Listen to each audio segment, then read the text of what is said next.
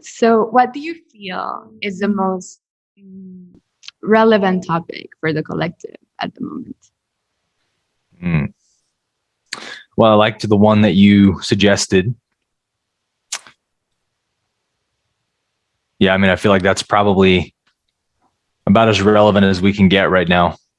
I've been talking with some other influencers, creators who are experiencing the same kind of backlash for speaking out about stuff right now. Yeah. And just really enjoying those conversations of like, discernment is an important aspect of wisdom. And there's a lot of spiritual bypassing, I think, going on right now with people who don't want to, they can't face what's going on in the world or don't want to. And so they will come up with, the ego will come up with different, excuses using spiritual concepts to justify not engaging or ignoring what's happening in the world. And it's like, that's not freedom either, right? Yeah.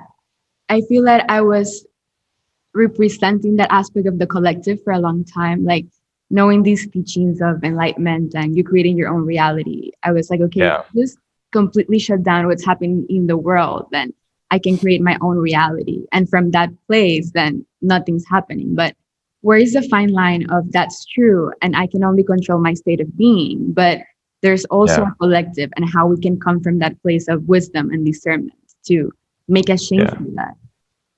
Yeah, I think that's a great topic. We can just kind of flow with it, I guess. Yeah.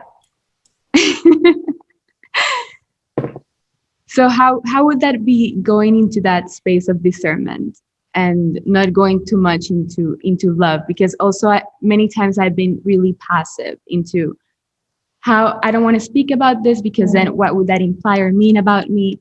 But how can I express that in a way that creates activism and some type of movement, but also not forgetting about being in that frequency of love?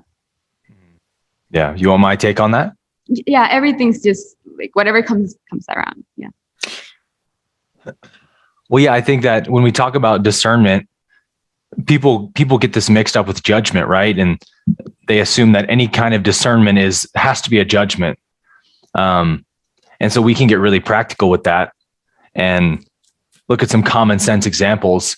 If you saw somebody on the street getting beat up or mugged or something like that, would you not try to help them because you don't want to make the world real or something? Like those ideas would never arise in you in the moment of true crisis. There's just that inner wisdom, that discernment of someone's in trouble and needs help. Life has put me in a position to be of service. And so it would be, I would be fighting reality not to help this person right now. Like life has chosen me to be in this role. And so, do I have to hate the abuser in my heart to help this person? Of course not. Do I have to see the person being abused as a helpless victim, to go help them? Of course not. Right. It's only about the way you are perceiving the situation. And I think from perception, from true perception, as the Course would say, comes right action.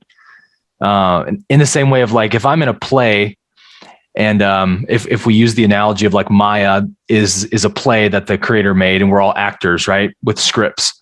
If we're trying to awaken from the play to remember our true nature, then, we engage with the play in such a way that we wake up from this idea that I'm a separate self. And so I need to stop hating the villain in the play. I need to stop judging the villain in the play because that makes the play more real.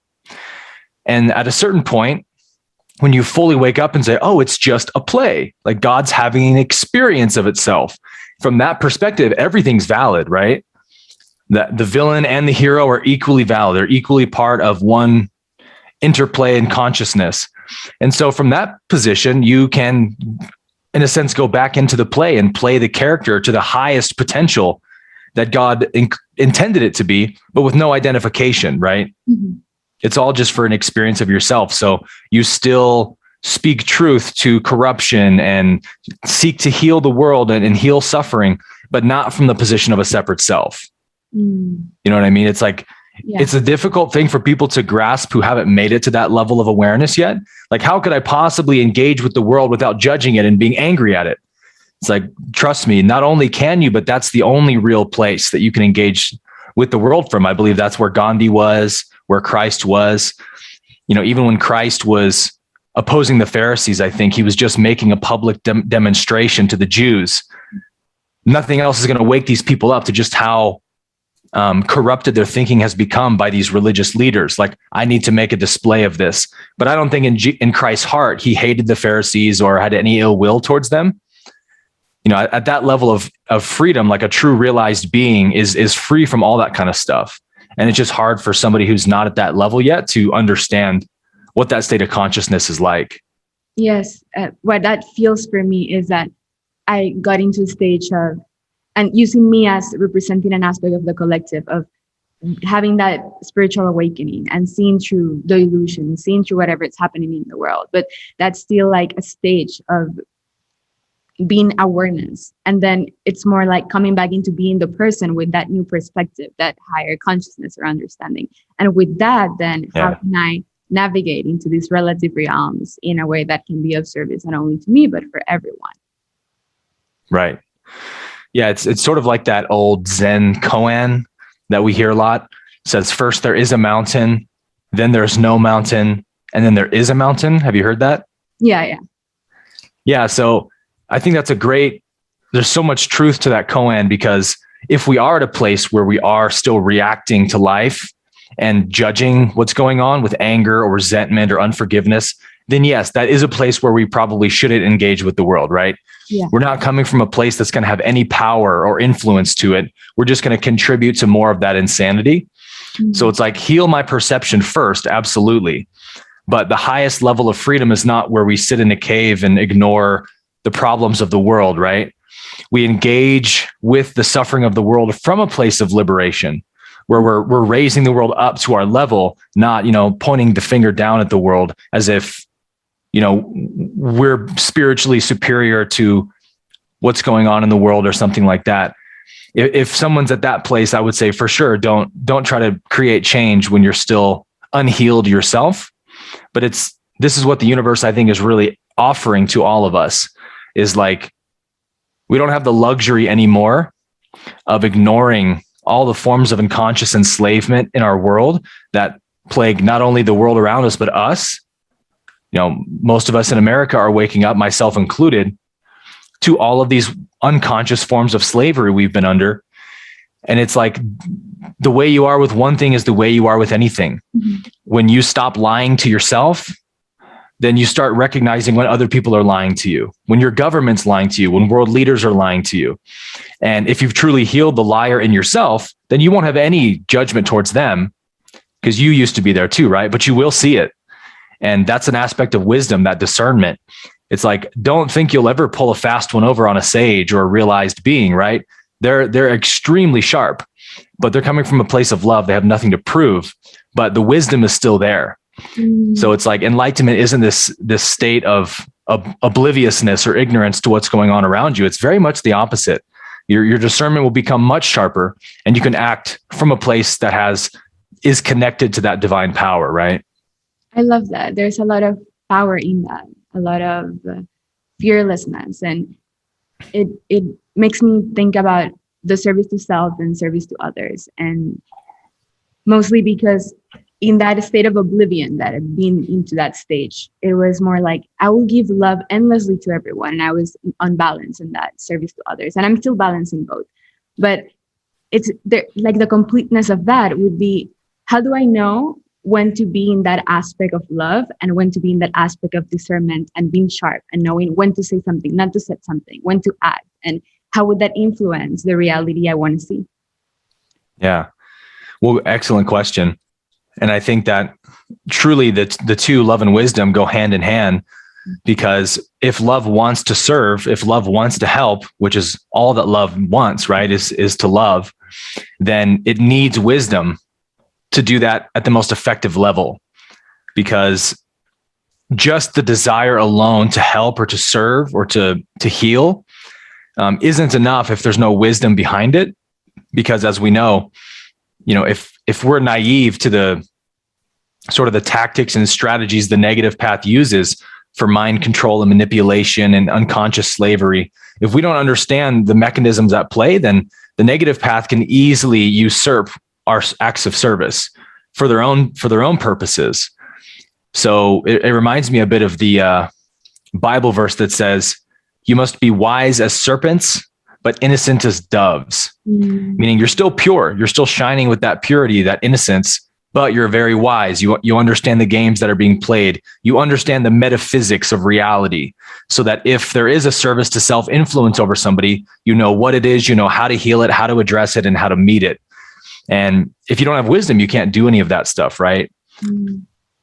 Yeah, it reminds me of what one of my favorite self-realization teachers, David R. Hawkins. I don't know if you have heard about him, but I really resonate with his path. And he says that whenever beings, service to self beings, see that vulnerability, that innocence, that naivety, you know how to Yeah, naivete, yeah. naivete, then they see like they can get energy from that. And that's Yes, and absolutely. in my case, like got so much like drained because it's like, oh, I see you with love and life, blah, etc. But it's not just always like that.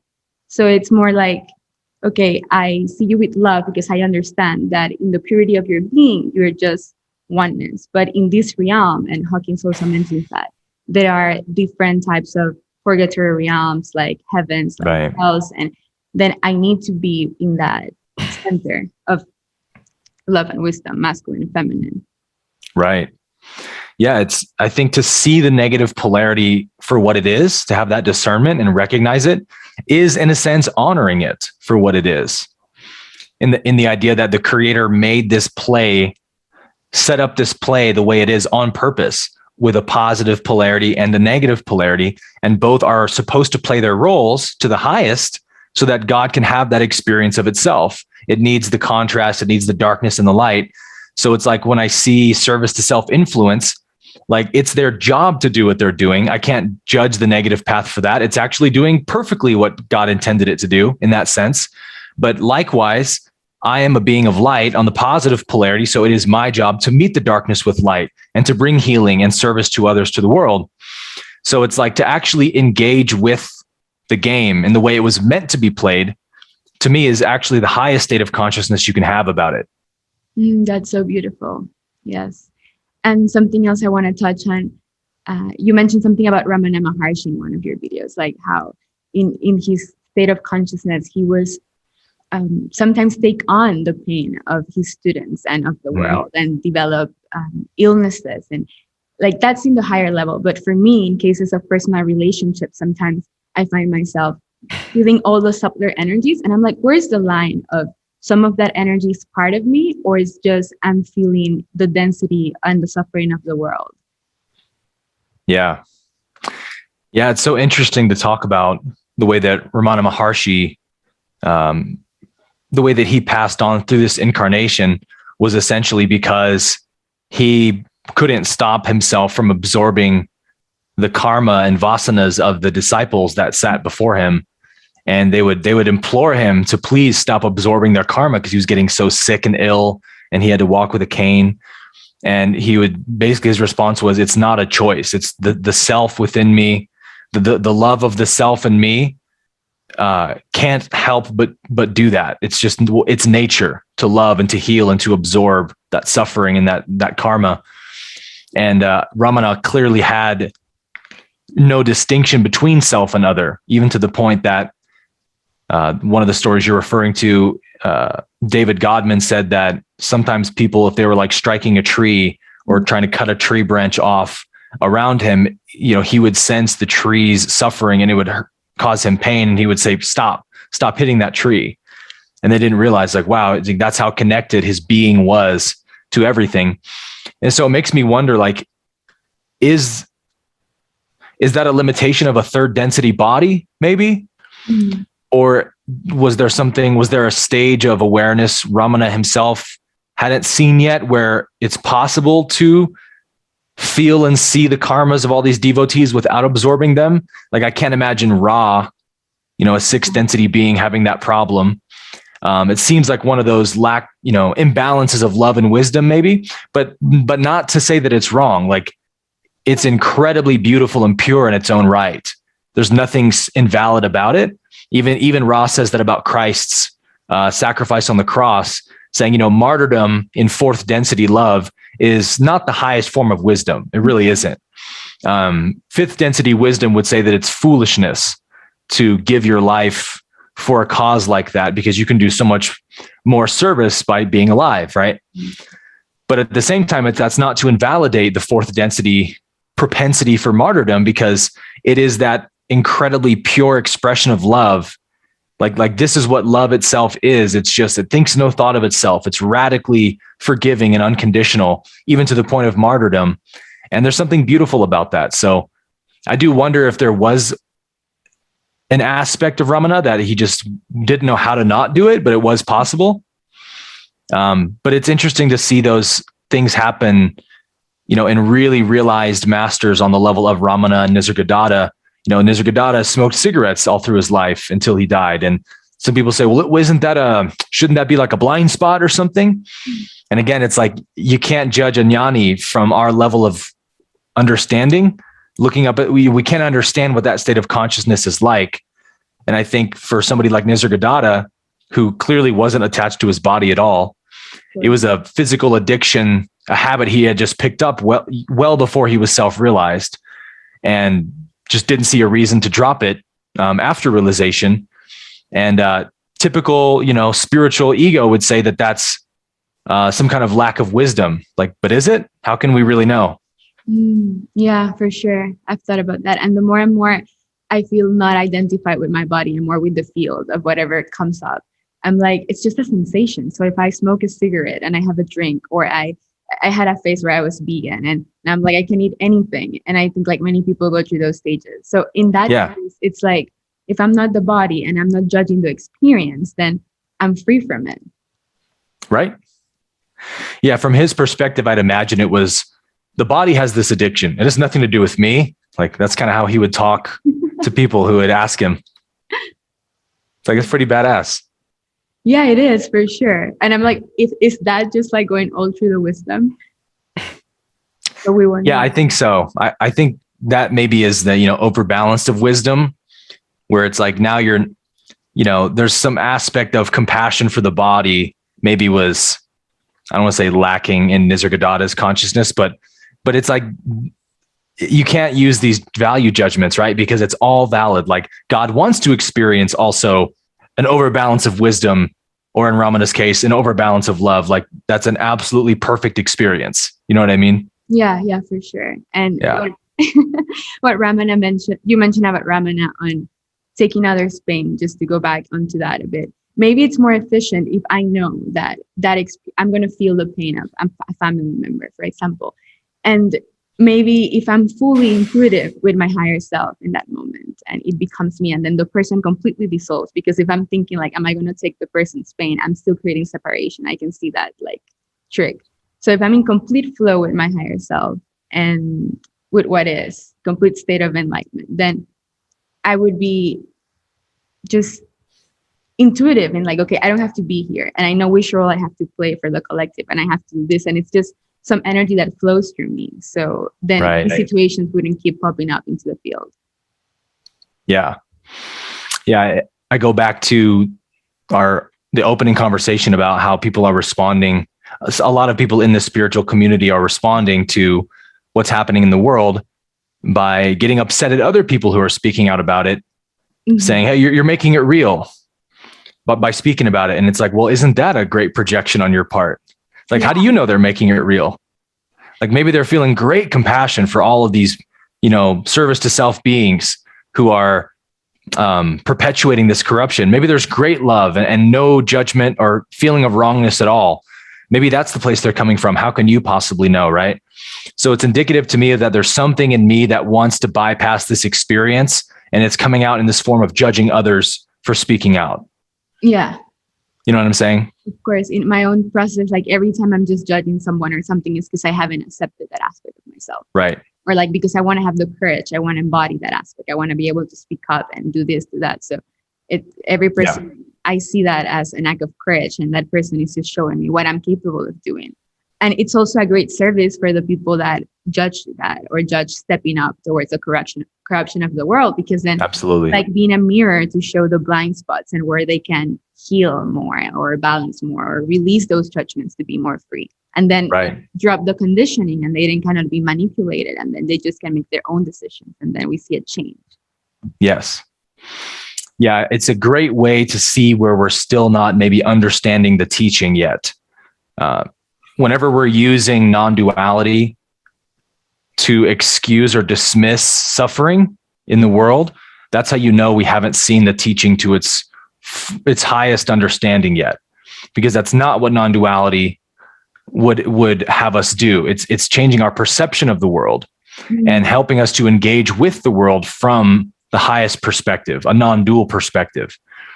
So I think that it's certainly been a great catalyst for me as well as a teacher, because a lot of people will say things to me like, Aaron, I feel like by speaking out against corruption, you're contradicting your own teachings of non-doership. If you're not the doer, then shouldn't you just sit down and shut up? And I'm like, hey, that's a great question, because it's showing that you're really trying to work out what this non-doership thing means. But the teaching of non-doership, the way the ego will always hear it is, oh man, I used to be the doer, but now I'm being told that I'm no longer the doer. So let me just go sit down and do nothing. Yeah. The bypass. But it's like, no. Yeah, exactly.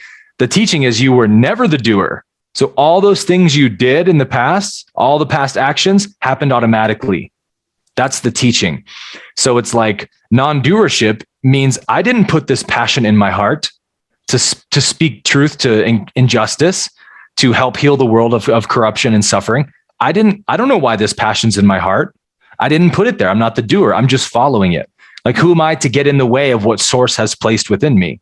It feels wrong for me not to speak out against what I'm seeing in the world. And of course, speaking out from a place of inner peace. I'm never moved from my peace. And if I am moved from my peace, I keep quiet. I keep it to myself. I don't want to ever speak from a place of resentment or bitterness or anger, because then I am adding that state of consciousness to the world. I am increasing that vibration. But man, the whole reason we find inner peace is so that we can heal the world from a place of power and influence. So if I am walking down the street and I see burning buildings, is that a judgment or a discernment? The building is on fire. I don't need any judgment to see that. In fact, you could say if I'm judging the burning building, I'm really not seeing it yet. You know what I mean? Yeah, we judge what we don't understand. If we see it completely and we understand, then there's just no judgment, just complete intelligence to know how to act or not act, or take action or not take action, or say something or keep quiet. Yeah. I think it's the fact that the perfection of reality is so impossible for the mind to grasp that it doesn't. Typically, people newer to these teachings have a hard time understanding that it's all equally valid. Like, the quote unquote evil is valid in that sense. And then our response to it is just as valid. Like, to say that any of it's wrong or shouldn't be happening is an indication that you're actually not seeing reality as it is. It's perfect that there's corruption and that we have passion in our heart to speak truth to it. Like, this is a catalyst source has created for itself. So it's like, let me not be so arrogant as to get in the way of that catalyst and cut it off and say, oh, well, I do want to speak out, against child trafficking and drug manipulation and central bank systems and all these things. But I have these non-dual concepts that say the world's an illusion. So I guess I'll just keep quiet. Like, that's ego, not source. Yeah. Ego bypassing and using that teaching to stay small and be in your full potential. Bingo. Well said. And I love when you said that you're still coming from your inner peace, because what I've read in many books of things that access higher consciousness and become sages, etc., is that they always just mirror back the world because they take onto a portion of the collective. Right. And people then project their inner anger or frustration or impatience onto whatever action the sage or the being or the leader that's taking that role is doing. And Right. actually the being that's taking that role is just in complete peace. And it's just like everything that the person says is just that complete flow and manifestation of that energy of God into whatever it's happening. Yeah. And even if the voice becomes like more, it seems like more disciplined or more like this has to happen, it's just complete peace and there's no trigger and the person's just like not moved. Yeah. I love it's so beautiful, isn't it? Yeah. There's a story I love. I don't know where I've heard this, but it's a parable that shows the way that a sage engages with the suffering of the world around them, a truly liberated being. Mm. And the story is the sage is walking down the road, I believe, sees a house on fire and hears screams coming from inside the house. So the sage leaps into action and sprints into the house, holding its robes up while it runs and runs into the house and pulls this man out from under a burning log or something. And the man's whole lower body is just engulfed in burns. And the man is screaming and crying in pain. And, the sage pulls him to safety and waves somebody, call 911. And then the sage is holding the man in his arms and stroking the man's hair while the man is just crying and screaming in agony. And the sage, a tear comes down his face while he's just absorbing that suffering with so much love and compassion, saying, it's going to be okay, my child, stay with me. We're going to be fine. Just look at me. Ambulance comes. The sage, helps put the guy in the gurney. They strap him in. They take him to the hospital. He blesses the man before they close the doors, and then wipes the tear from his eye and goes about his day and just walks down the street. 5 minutes later, he sees an old friend who doesn't know what's been going on. The friend walks up to him. They hug, and then the friend tells him a joke, and the sage just throws his head back in laughter. And then, great seeing you. And then the sage moves on. And it's like, that's the nature of liberation. No footprints left in the beingness. Like this incredibly traumatic experience, the sage met life with all that dynamic force that life required of him and felt the pain, let the pain move through him, was present for every second of it, and then moved on without a single, breadcrumb trail left inside of him. Like that's the state of freedom, not, oh, I don't want to help that man because the man doesn't really exist and the fire's an illusion. That's spiritual bypassing, isn't it? Yes. Wow. You explain it so beautifully. And the metaphors just like click. It's just like everything I'm trying to express, but that's a perfect picture of it. Yeah. It's just wonderful. Well, the story is, it's such a perfect story that helps you get it when you see it that way. Like that's the state of freedom. And I think like in the relative scale, not only in the big things like corruption or the world or taking action, I've seen that in my life. Like the more and more liberated I feel from a sense of self or identification, it's like every single scene is a snapshot, but literally like I can be completely here with you in whatever energy we are. But if in the next moment I'm required to be in a different state, it just happens. Right. And I can find like a trace of what it was before. And there's like no guilt or no shame or no, I should have said that. I should have done that. Or why? It's just like a complete just shift in state of being or expression. Yeah. It's just like wonderful to feel that. And then the moment I don't feel that and I feel like a contraction, then it's like so obvious because the more the state of freedom and peace abides, then a little misalignment is just so obvious that it's like, oh, I cannot stay there. Like that doesn't make any sense. Right. Mm-hmm. Yeah. It's sort of Byron Katie's whole philosophy, right? Loving what is. Mm-hmm. Like to love what is to be present with what is, because that inner wisdom in you, like whatever reality does, as you become more free and enlightened in your state of consciousness, you start to recognize reality is truth. And whatever reality is doing is the highest truth in that moment. And so to be present with life and reality and to meet it exactly as it shows up is the state of liberation, because it's like you honoring what reality is doing, what God is doing.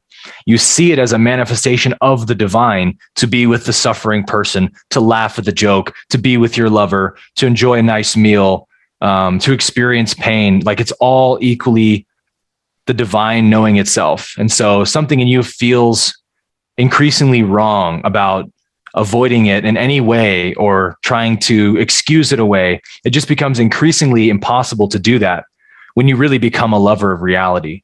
Yeah. Then it's more like what we were mentioning at the beginning. That's not being a sage in a cave. It's kind of like coming back into the world with this new perspective, this new freedom, this new liberation, and then applying that.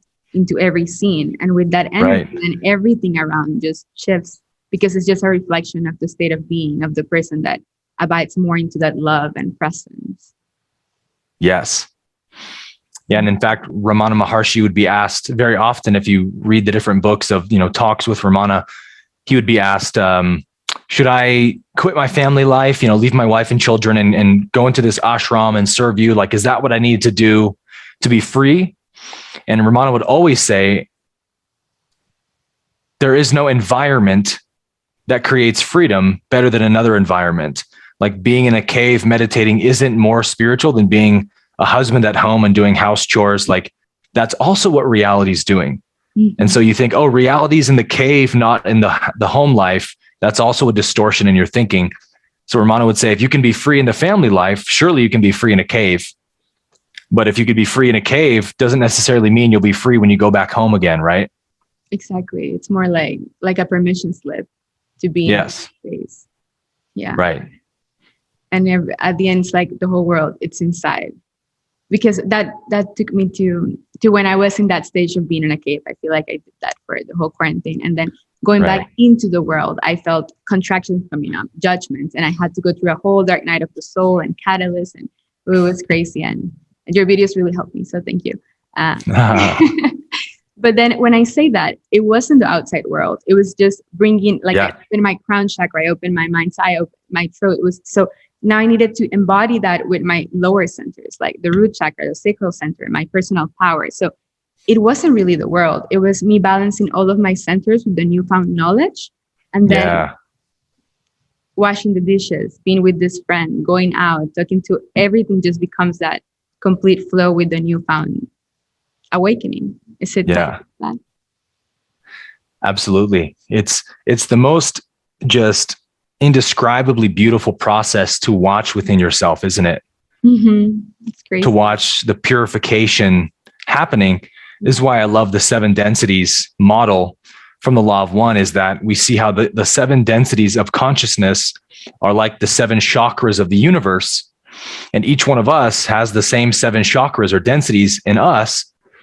And we are a microcosm of that macrocosm. Mm-hmm. And so until we work out those distortions in our energy centers and get purified and balanced, we can't truly engage with reality the right way. Our distortions will cause misalignment and suffering and all these things. And so the universe demands us to become whole and purified, or as Ra would say, become crystallized, so that we can be a pure vessel for the source to use in the world. And it's amazing how the chakras have to match up to the densities in their purity, and that you've opened each channel so that you can sort of like a puzzle piece, you can fit into reality now the right way, and then be moved and lived by reality from a place that has true power. Even Ra in the 6th density, was going to Egypt to be of service to a culture that they perceived or discerned was very much in trouble and needed a lot of help. They were stuck in this kind of perpetual spiritual childhood because their lifespan was only 30 years long. And so they couldn't even age long enough to truly develop and evolve spiritually. And so Ra discerned we can be of service to these people and came down to try and dictate the Law of One to them. And it's like, that's a 6th density being, discerning suffering and meeting it with service to others. Like, who am I to say that I'm above that? Who am I to say that I'm above that? You mean you as a person? Right. Like, who am I to say that I have too much non-dual wisdom now to be of service? Like, I know it's all an illusion. So just standing back and letting it all do its thing, that's the highest form of wisdom. Mm-hmm. Like, well, but there's still 6 density beings serving. So maybe that isn't the highest perspective yet. Right. Exactly. Oh, there's a time and a place for it, but sorry, I have someone in the door. I'm getting a bit distracted. So I'll just edit it. Yeah, we can throw it back together. Yeah. To be honest, I see this the most in ACIM communities. And in fact, I've been very surprised by a couple of pretty well-known ACIM teachers who I've heard teaching things that I perceive to be not a true understanding of the teaching in ACIM. Mm-hmm. I've heard even some teachers saying that God didn't create the world, the ego did. because it'll say things like that in ACIM, right? Like the world you see is the ego's creation, not God's. But it's I feel like it's kind of true, because isn't it us, our projections? I mean, us, the collective consciousness, projecting their type of reality. And now we're trying to break that into a society of four density. Yeah. Yeah. It's our perception of the world that the ego makes. A separate world full of separate objects, right, outside of us. That's the world the ego made. But like the actual physical reality itself, the animal, the tree, the cloud, the human, it's all God appearing. Like there's no other creator in that sense. The ego can't create. But some teachings believe that literally the ego made the physical manifest universe. And it was like, God was like, wait, what just happened? Like, you know what I mean? Yeah. It's like this, it's not quite what it's pointing to. And so because of that, you get a lot of ACIM people saying, oh, the world's an illusion. Stop engaging with it. But it's like, as we've been saying, even the Course will say that the Course will use the term God's world in a few occasions and ego's world in a few occasions. God's thought system and ego's thought system. So it's like, no. The world is very divine. The world is absolutely a manifestation of the Creator, but we distort it in our minds through ego consciousness, right? By seeing it as separate from us. All of a sudden, it creates an entirely different world that reality isn't seeing from its perspective. But even that's also valid, right? To have an ego and to be an ego consciousness isn't a mistake. God didn't go, whoops, when the first ego was evolved, right? Like to make value judgments about any of it is still a distortion in the teaching. Yeah, make it like all inclusive, like it's completely fine. A person acting out their ego conditioning, and it's completely fine. A person trying to share the truth, trying to share the love. Right. It's about not having a judgment onto that experience and allowing the world just to take its course, but we can play our part. So that's like the fine line of bypassing. And what you mentioned about ACIM, it's kind of like, okay, it's an illusion, but it's not an illusion.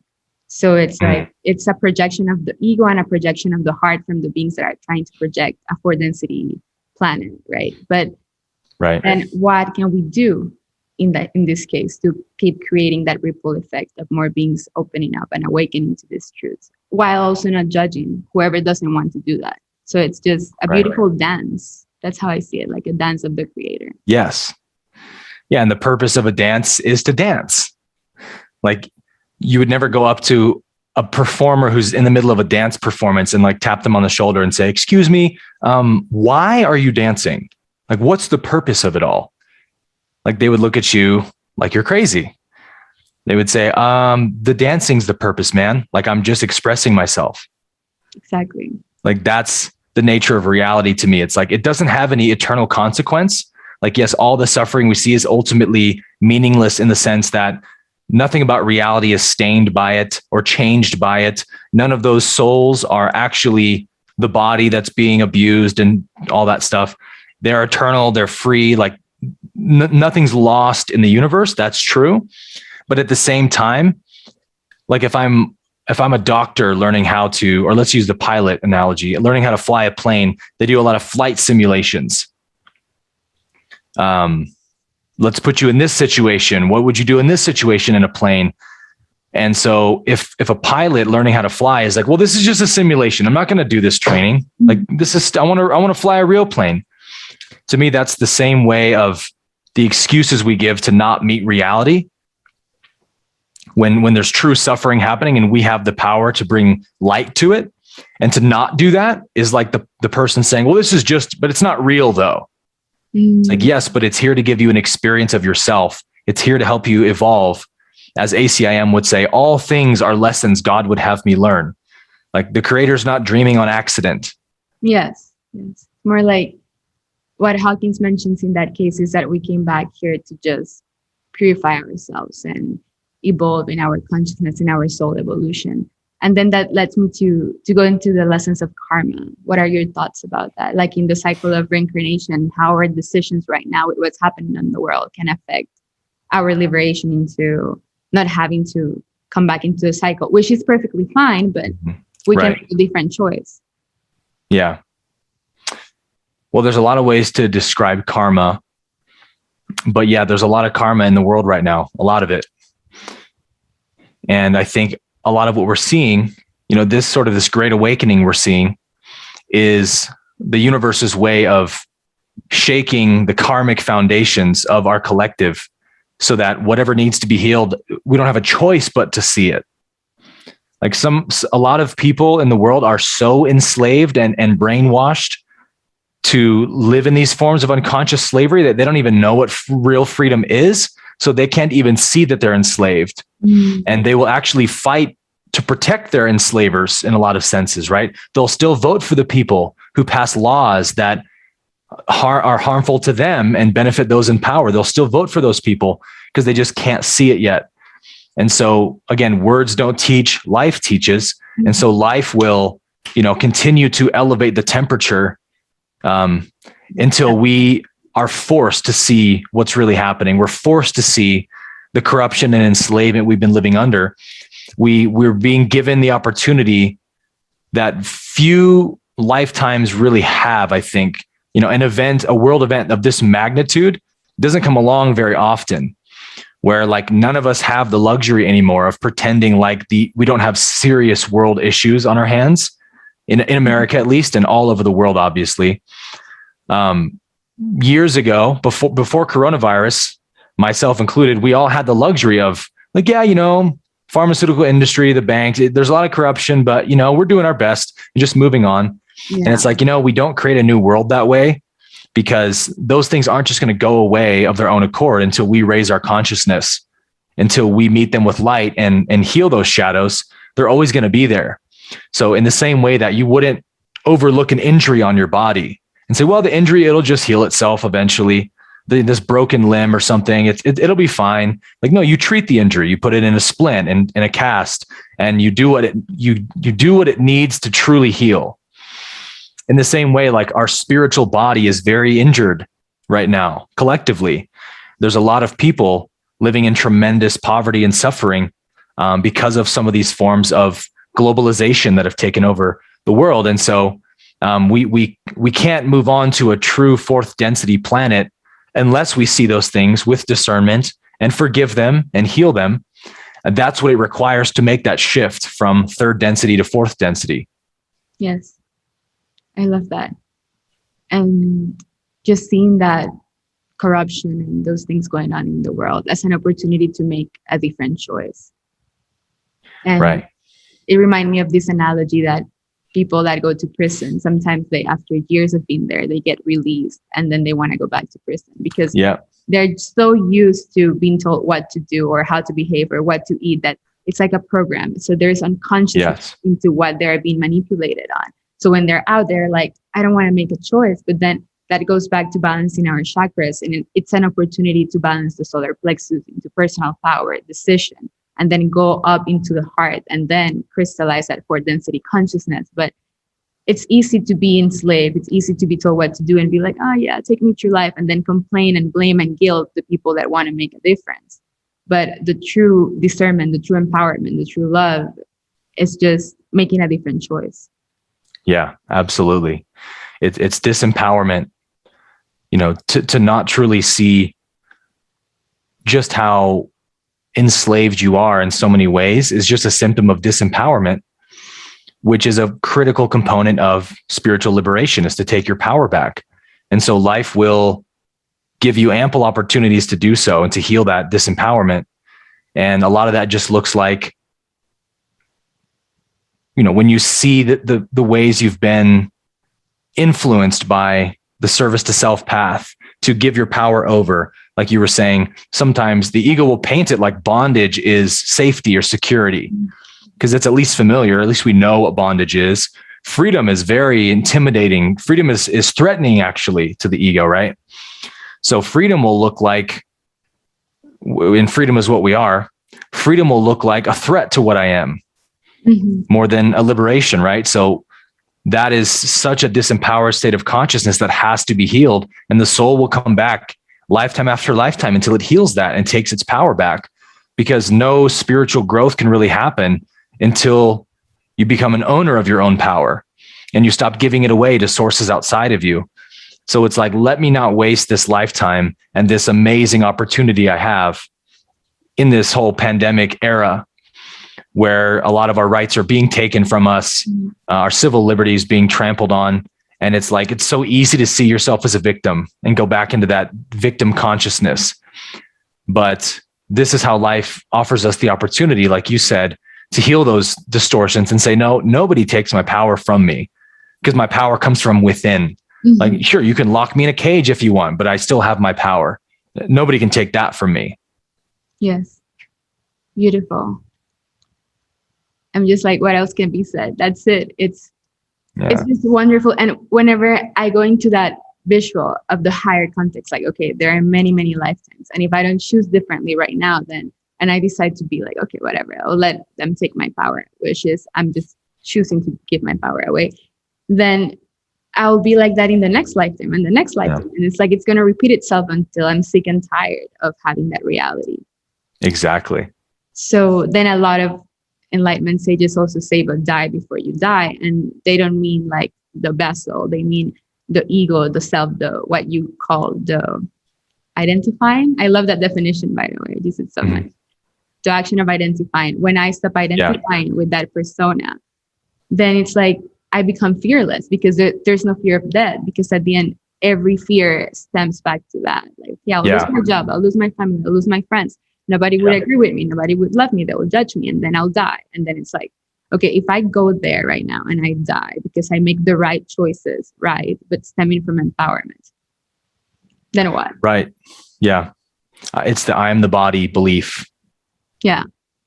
That's the root of all suffering in life, is the I am the body idea.